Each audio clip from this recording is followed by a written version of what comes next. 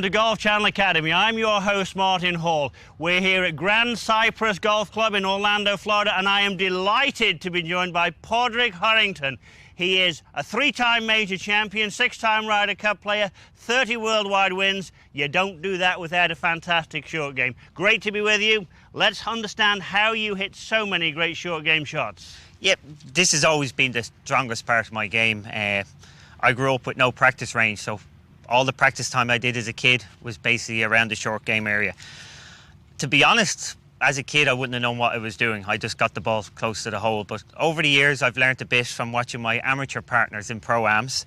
So we're just going to really start off by covering the basic chip. Once you get this right, then you can start doing the fancy stuff.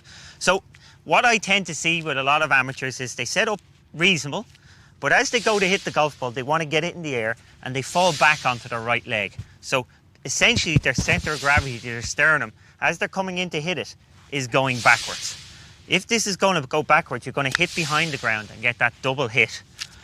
So for me, because in this chip shot you don't have that much time to transfer your weight, I like to see amateurs set themselves very much on their left leg. So as you can see, once I set up on my left side, my sternum moves right on top of the ball or even left of the ball. So watch what happens when I take a practice swing. My practice swing is actually about 4 or 5 inches left of the golf ball. Whereas most amateurs, as they're coming in, their practice swing is brushing the grass 8 inches behind the ball. If you continually practice like this, you're never going to get a good contact. Your hands are going to be very active. All sorts of funny things are going to be happening. You might get the knees going if you're back here. So you're going to get a lot of this. Even have a fresh air like I just did there. Whereas if you sit on your left-hand side and always make sure your practice swing is left. If you're chronic, even making sure it's a foot left of the ball. Once you're on that left side, sit up there, then you can hit that nice quality strike.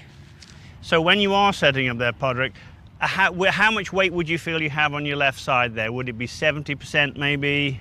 As much as you can get there. Basically my heel is off the ground. I'm exaggerating it here. I've pushed the ball forward, I've pushed my weight forward, I've taken my heel off the ground. I'm all the way here. I'm 95% over here as my practice drill. On the golf course, because I've got used to it, I'm reasonably comfortable on the golf course. I'm going to be like 75% over here on the golf course, but I've earned that. I've worked hard to get in that position. For sure. For most amateurs, set it up as far left as you can, get your practice swing left of the golf ball, and then your chipping problems will go away. There is an amount of release of the body. It turns a bit, doesn't it? It does, but you don't have to think about it once you're in this position. It's going to get out of the way. Okay. It is going to, so I'm not consciously going, I've got to turn, because sometimes when people try and turn, the club will get behind and then they'll have to catch up. So the basic chip shot, the basic contact, the mistake you see amateurs make, weight's too far back. So get the weight forwards. They can either be too far back to start off with, or what tends to happen is they start in a reasonable position and move back. They don't have the time to get forward, so they're hitting from behind it, and that means their hands get active and they get this funny sort of hit, all sorts of lack of control. Whereas if they stay here, everything responds, and you can see it's a much crisper action once you're left of the ball. Everything responds to that position, sitting on that left-hand side. Let's have one more good one. One more good one.